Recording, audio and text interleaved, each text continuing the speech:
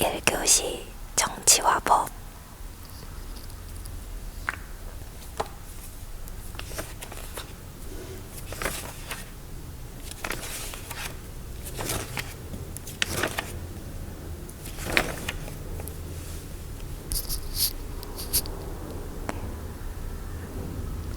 민주주의와 법치주의. 정치의 기능과 법의 이념. 정치는 일상생활 속에서 다양한 의미로 사용되지만 크게 좁은 의미의 정치와 넓은 의미의 정치로 구분할 수 있다.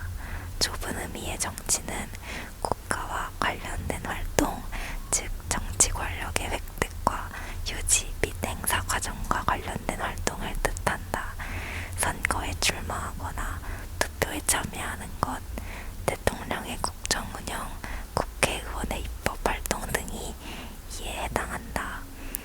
넓은 의미의 정치는 국가는 물론 사회 구성원 간 이해관계의 대립과 갈등을 합리적으로 조정하고 해결해가는 과정을 뜻한다. 사회 속에서 사람들이 저마다 자신이 원하는 바를 얻기 위해 행동하다 보면 대립과 갈등이 발생할 수밖에 없다. 학급 규칙 제정을 둘러싼 친구들 간의 의견 대립, 한정된 예산 배분을 둘러싼 지역 간의 갈등, 공공시설의 설치 지역 선정을 둘러싼 지방자치단체 간의 갈등 등이 그 사례이다.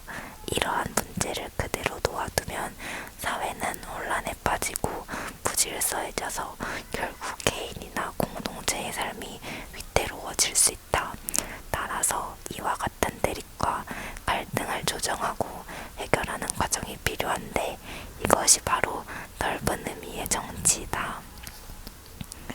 정치의 가장 중요한 기능은 개인이나 집단 간의 다양한 대립과 갈등을 조정, 해결하여 질서를 유지하고 사회 통합을 실현하는 것이다.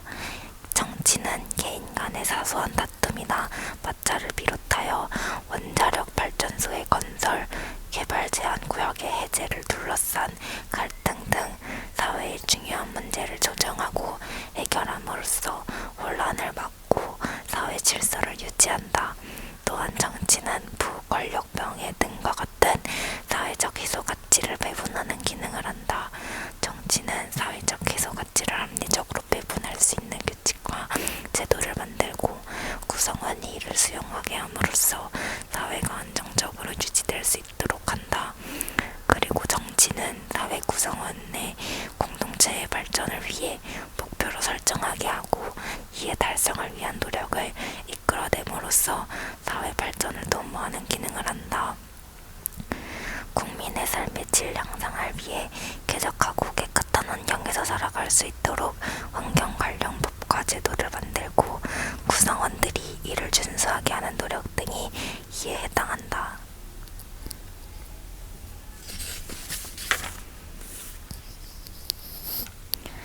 정치 활동을 통해 대립이나 갈등을 해소하기 위해서는 사회적으로 합의된 기준이 필요한데 이를 사회규범이라고 한다. 사회규범에는 관습, 도덕, 법 등이 있는데 그중 법은 국가에서 정한 사회규범으로 도덕이나 관습과 달리 강제력이 있다. 따라서 이를 지키지 않은 경우 국가는 법을 적용하여 제재를 거할 수 있다.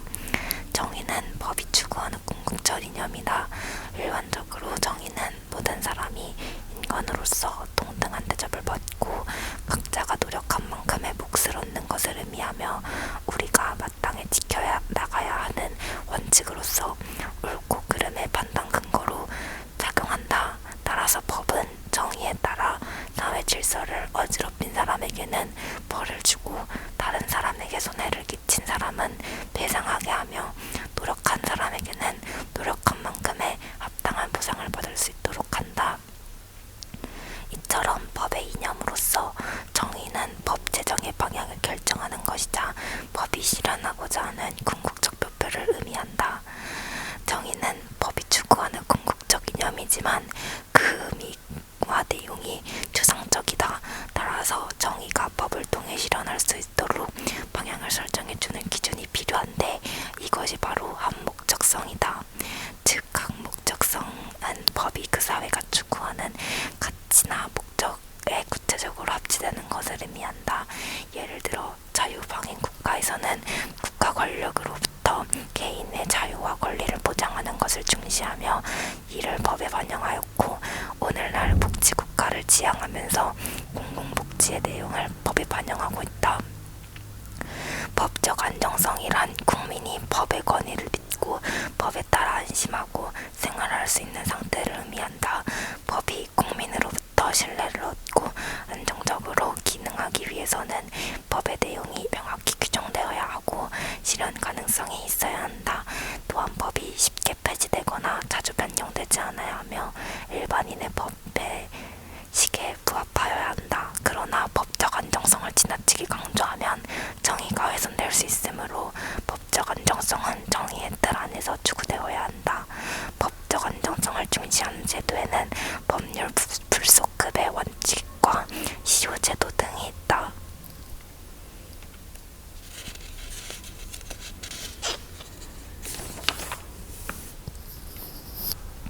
민주주의는 고대 그리스어 민중과 지배라는 단어의 합성어로 한 사람이나 소수에 의해 지배가 아닌 다수의 민중이 지배하는 정치 형태, 즉 모든 국민이 나라의 주인인 정치 형태를 의미한다. 민주주의 국가에서는 주권이 국민에게 있으므로 국가의 중요한 의사결정이 국민의 뜻에 따라 이루어지며 정치 권력은 국민의 동의와 지지를 바탕으로 한다. 민주주의가 처음 시작된 곳은 고대 그리스의 아테네이다. 아테네는 공동체에 속한 모든 시민이 정치에 직접 참여하는 직접 민주정치를 실시하였다. 아테네는 의회 역할을 하는 민회, 행정기구인 평의회, 사법기구인 재판소 등을 통해 운영되었는데, 모든 시민은 민회에 참여하는 법률을 제정하고 주요 정책을 심의 결정하였으며 추첨제와 윤번제를 통해 누구나 공직에 참여할 수 있었다. 이로써 아테네의 시민은 다스림을 받는 자와 다스리는 자가 일치하는 정치 형태를 실현하였다. 그러나 모든 사람이 정치에 참여할 권리를 가진 것은 아니었다. 자유민인 성인 남성만 민회에 참여할 수 있었고, 여성, 노예, 외국인 등은 정치에 참여할 권리를 갖지 못했다. 따라서 아테네의 평등의 원리를 중요시하는 오늘날의 민주주의와는 거리가 멀며, 이러한 의미에서의 아테네의 민주정치는 제한적 민주주의라는 한계를 갖는다. 고대 아테네 이후 절대왕 정시기 동안 흐름이 단절되었던 민주주의는 근대 시민혁명을 거치면서 다시 등장하였다. 시민혁명은 근대 초기 상공업에 종사하면서 크게 성장한 시민 계급이 신문제에 근거한 봉건제도의 모순을 극복하고 국가 권력으로부터 자유와 권리를 획득하여 자유롭고 평등한 사회를 건설하려 한 정치적 사회적 대변혁 운동이었다. 시민혁명은 인간의 권리는 하늘로부터 부여받은 것으로서 누구도 이를 침해할 수 없다고 전부 인권 사상, 부지와 미신을 타파하고 합리적인 이성에 따라 닳고 모순된 제도를 개혁해야 한다는 계몽사상, 국가는 개인의 자연권 보장을 위해 사람들 간의 계약으로 형성되었다는 사회개혁설에 직접적인 영향을 받았다. 대표적 시민혁명으로 의회 정치를 확립한 영국의 명예혁명, 식민지에서 벗어나기 위한 미국의 독립혁명, 절대군주제에 항거한 프랑스 혁명을 들 수 있으며, 이들 시민혁명을 통해 시민은 정치적 자유와 법 앞에 평등을 확보하고 경제활동의 자유를 보장받았으며, 이후 유럽 사회의 개인주의와 자유주의가 확산하는 계기가 마련되었다. 시민혁명으로 확립된 대의민주제를 통해 시민은 국가 주인으로서 주권을 행사하고, 또한 인간의 존엄성, 자유와 평등 같은 민주주의의 이념이 확립될 수 있었다. 하지만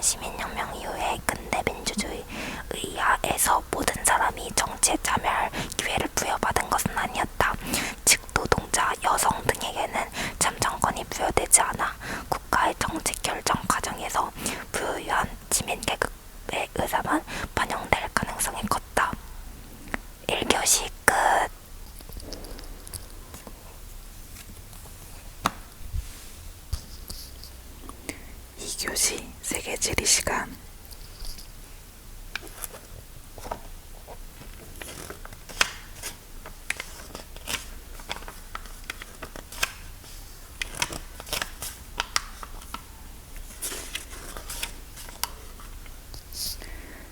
일단은 세계화와 지역화.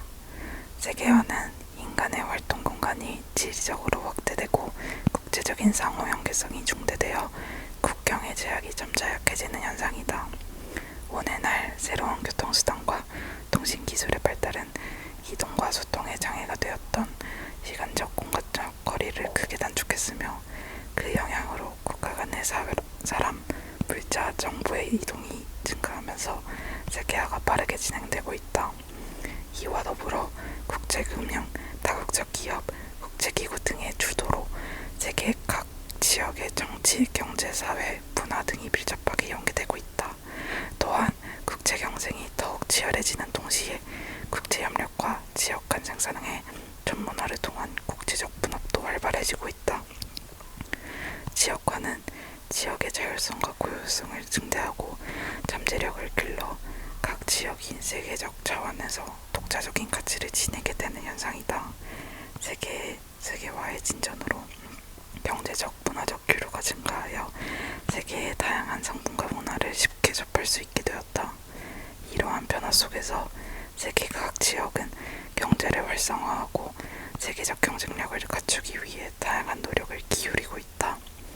세계의 여러 나라는 지역화를 성공적으로 이끌기 위해 지리적 표시제, 장소 마케팅, 지역 브랜드화 등을 추진하고 있다.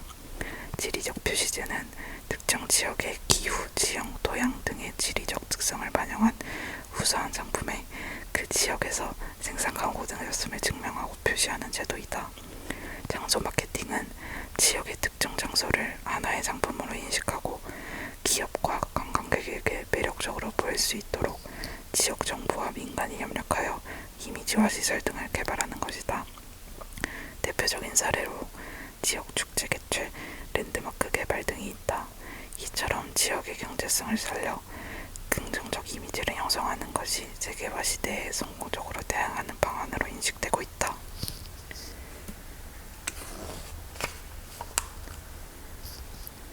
세계화와 지역화로 상품과 서비스, 자본, 노동 등의 교류가 활발해지면서 세계가 하나의 시장으로 재편되는 경제의 세계화가 나타나고 있다. 국경을 넘어 기업 활동이 활동해지고 있으며 이 과정에서 세계화로 인해 각국은 경제적 이익을 얻기도 하지만 국가 간 경제적 격차가 심해지기도 한다. 한편 세계화와 지역화로 세계 관광객 수가 빠르게 증가하고 있다. 이로 인해서 경제가 활성화되기도 하지만 자연환경에 부정적인 영향을 주기도 한다. 그동안 세계화는 주로 경제 분야에서 이루어졌으나 최근에는 문화의 세계화로 활발하게 진행되고 있다. 세계화로 다른 문화를 쉽게 접하게 되면서 다양한 문화를 깊이 이해하고 공유할 수 있게 되었다. 하지만 이 과정에서 국가 간의 문화적 차이를 이해하지 못하여 문화 갈등이 발생하거나 지역의 전통 문화가 변질되기도 한다. 또한 세계화의 흐름 속에서 소외된 소수 문화가 쇠퇴하거나 사라지는 부작용이 나타나 문화의 다양성이 약화되기도 한다. 세계화 시대에 지역의 지속적인 발전을 위해서는 지방정부나 자치단체가 경제적, 문화적으로 자립할 수 있는 여건을 조성하고 세계 여러 지역과의 교류를 활성화해야 한다. 이를 통해 지역의 경쟁력 강화는 물론 국가 경쟁력도 높이는 성과를 거둘 수 있으며 지역의 문화 보존을 통해 세계 문화의 다양성에도 공헌할 수 있다.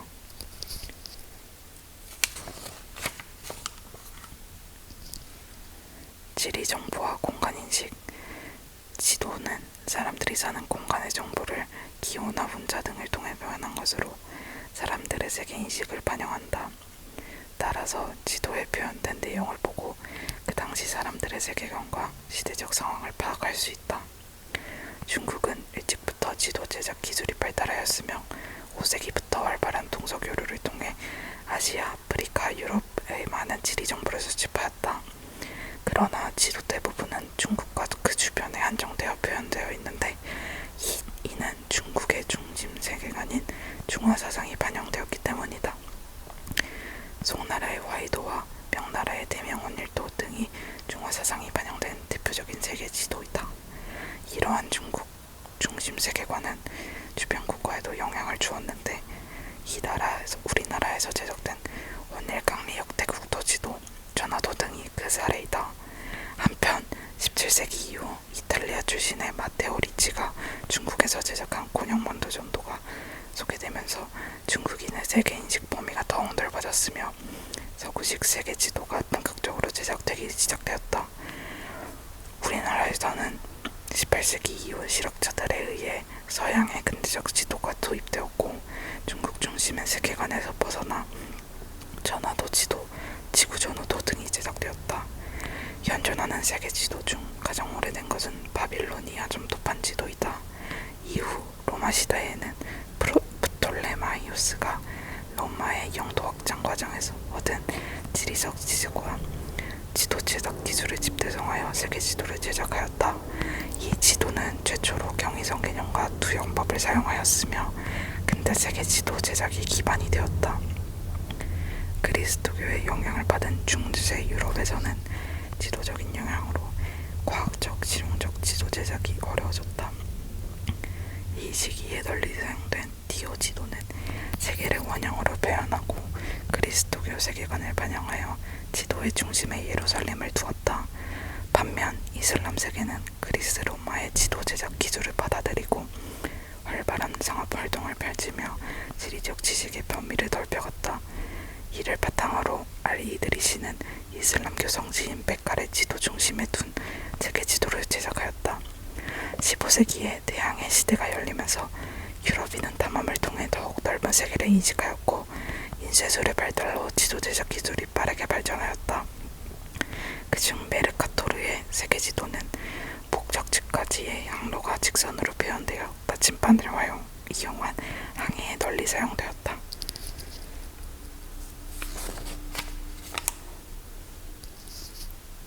지리정보는 지표 공간의 자연 및 인문 상형의 상호작용에 관련 정보로서 이를 통해 지역의 특성과 변화를 파악할 수 있다.